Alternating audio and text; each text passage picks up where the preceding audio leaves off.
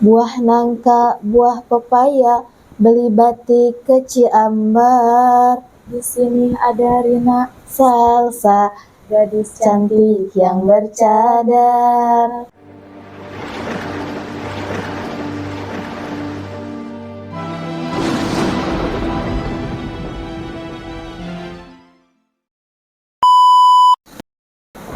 Assalamualaikum warahmatullahi wabarakatuh. Peribahasa mengatakan, tak kenal maka Tak tahu, tak kenal maka tak sayang, tak kenal maka tanyain. Buah nangka, buah pepaya, beli batik ke Ciambar. Di sini ada Rina, Salsa, gadis cantik yang bercadar. Alhamdulillahirabbil alamin wa bihi nasta'in wa ala umuri dunya wan din. Wassalatu wassalamu ala asrafil anbiya'i wal mursalin sayyidina Muhammadin wa ala alihi wa sahbihi ajma'in. Amma ba'du. Puji syukur marilah kita panjatkan kepada Allah yang Maha Ghafur, yang telah memberikan nikmat yang terkucur seperti air yang mancur, yang mana Allah lebih menyukai hambanya yang bersyukur dan bertafakur, tetapi sebaliknya Allah membenci kepada hambanya yang kufur dan takabur. Salawat serta salam semoga terlimpah curahkan kepada junjungan alam, yakni Habibana wa Nabiyana Muhammad Sallallahu alaihi wasallam. Halo sahabat ikhwan akhwat, kembali lagi di channel kami El Husna Arido Channel di sesi Santri Belajar Kultum. Sebelumnya perkenalkan, nama saya Salsa Amelia Nurrohmah dan rekan saya Rina Lisnawati. Pada kesempatan kali ini, izinkan kami untuk menyampaikan sebuah materi yang berjudul Rusaknya Generasi Muda Islam. Sebelumnya jangan lupa di like, comment, subscribe, and share ya teman-teman semuanya. Menurut Teh Rina, gimana nih generasi muda Islam saat ini? Sangat disayangkan, generasi muda saat ini sudah banyak yang melenceng dari agama. Perzinahan sudah dianggap hal yang wajar, pacaran, mabuk-mabukan, serta kurangnya kesopanan terhadap yang seumuran maupun yang lebih tua. Generasi muda saat ini lebih senang nongkrong daripada duduk di majelis ilmu, lebih senang bergaul dengan orang-orang yang berbuat hal negatif daripada hal yang positif.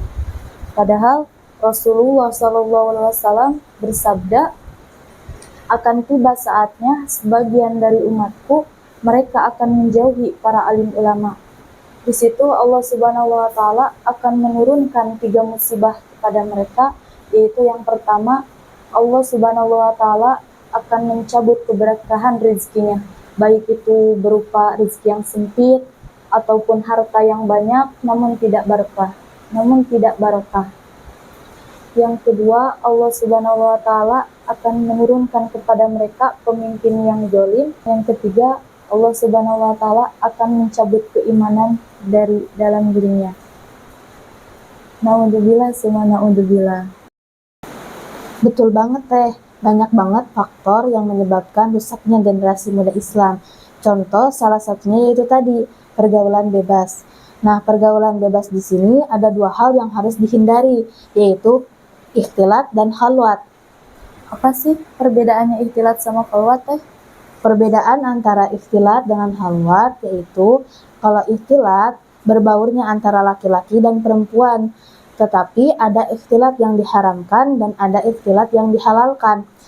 Bila mana ikhtilat yang dihalalkan itu bila kita sudah mencukupi 5 perkara, yaitu yang pertama menutup aurat, maupun itu si laki-lakinya atau si perempuannya.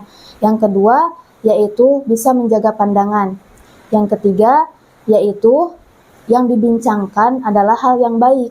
Yang keempat, tempat yang terhormat. Tempat yang terhormat di sini yaitu dalam keadaan yang tidak sepi. Yang kelima yaitu tidak berdempetan. Walaupun terhalang oleh kain, itu tetap tidak boleh, kecuali kalau memang antara si laki-laki dan si perempuannya itu ada jarak atau ada hijab di antara mereka. Gitu Teh. Faktor apa lagi sih yang menyebabkan rusaknya generasi muda saat ini? Banyak banget faktor yang menjadi penyebab rusaknya generasi muda Islam saat ini. Yang kedua yaitu faktor teknologi. Kita boleh menjadi pemuda yang gaul, yang mengikuti perkembangan zaman, perkembangan teknologi. Tetapi kita jangan sampai terjerumus ke dalam hal-hal yang memang tidak disyariatkan dalam agama Islam. Dengan mengikuti perkembangan teknologi, kita harus semakin pintar, semakin bijak dalam menggunakan teknologi dan bermedia sosial untuk digunakan dalam hal kebaikan. Contohnya, membuat konten Islami yang berisi tentang kebaikan. Yang ketiga yaitu faktor dari kurangnya perhatian orang tua. Dari Ibnu Qayyim rahimahullah berkata, rusaknya anak-anak pada umumnya karena kesalahan orang tua mereka sendiri yang tidak memperhatikan dan tidak mengajarkan kewajiban-kewajiban agama dan sunnah-sunnah kepada anak-anak mereka. Jadi, perhatian orang tua itu sangat penting. Semakin dewasa anak, bukan semakin dibebaskan, tetapi harus semakin diperhatikan. Wah, ternyata banyak juga ya Teh faktor-faktor yang menyebabkan rusaknya pemuda generasi saat ini. Iya Teh, banyak banget faktor yang menyebabkan rusaknya generasi muda Islam saat ini. Teh, ada gak sih cara mencegahnya? Tentu ada Teh, yaitu cara supaya kita bisa memanfaatkan waktu di masa muda saat ini, yaitu yang pertama, berbuat keimanan.